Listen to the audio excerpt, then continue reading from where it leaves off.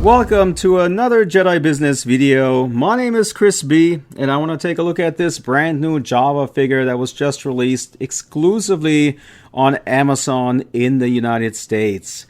But before I want to take a closer look at the figure itself, I wanted to give you guys an overview of what other Jawa figures have been released so far in Hasbro's Black Series 6-inch line. So the first one came out for the 40th anniversary of the original Star Wars. That was in 2017. And then that same figure came out in the black and red box in the basic assortment in 2018.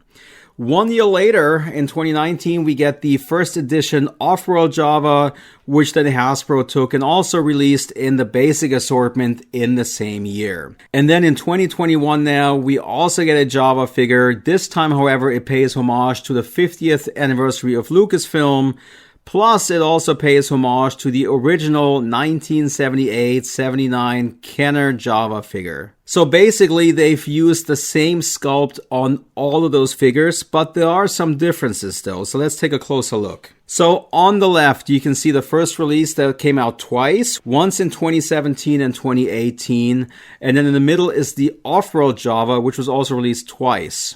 Now, the difference between the one on the very left and the one in the middle is not just the soft goods robe, but for the one in the middle, for the Off-World Jawa, they also removed the plastic tunic underneath the figure. Now for the 2021 version on the very right, they took the figure from the very left from 2017 and they added soft goods to it. Now the soft goods, however, is different from the one that was included with the Off-World Jawa. It's a different fabric and it also has a hood, which the original Off-World Jawa figure did not. So those are the differences. But underneath, all of those releases feature the same sculpt. So and as you can see here, on the left is the 1978 Kenner Jawa figure, and on the right is the Black Series 6-inch one. And when you look at the hood, you can see that Hasbro tried to mimic the original bright orangey brownish color of the original figures. So I think that is pretty cool, actually. Now, if you want to look up Jawa figures, you can do so on the website, of course. Pull them all up on the same page and then sort them by scale. There's also a comparison tool. If you wanted to check that out, you can compare any figures side by side on the website. Compare the head sculpts, compare them from left, right, the back, the front. And you can see what the differences really are in the sculpting or in the paint even. But anyways, let's take a closer look at this Jawa figure. As you can see here, the pouches that wrap around the figure, they wrap around the entire figure and you can't unplug it and you cannot take it off.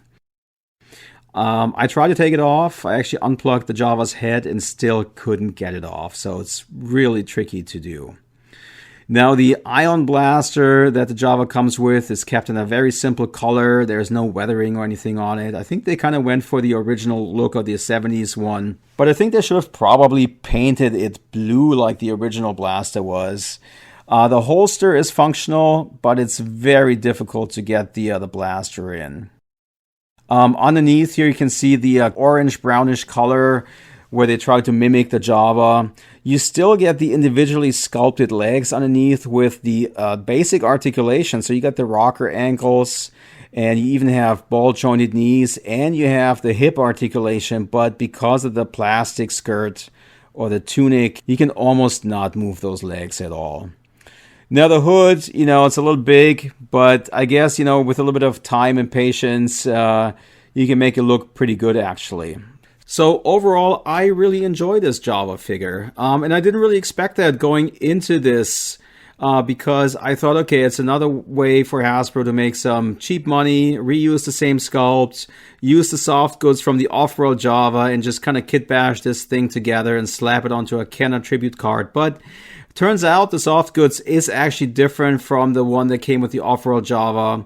And the homage to the original 78 figure is pretty cool. You can't beat that classic Kenner look, I know it's 6-inch, not 3/4 inch, but still pretty cool. And then looking at all three Jawa figures that they've done so far, I think that this is really the best looking one. I mean, it doesn't have the best paint application. It could definitely be better in that regards with weathering and dirt and what have you. But in the end, you know, I like what this looks like. It looks great on the shelf. And yeah, I'm going to leave it at that. So thank you guys for watching this video. Hope you get something out of it. And please subscribe to the channel. Hit the like button. It really helps the video to be bumped up in whatever YouTube ratings there are or algorithms or what have you.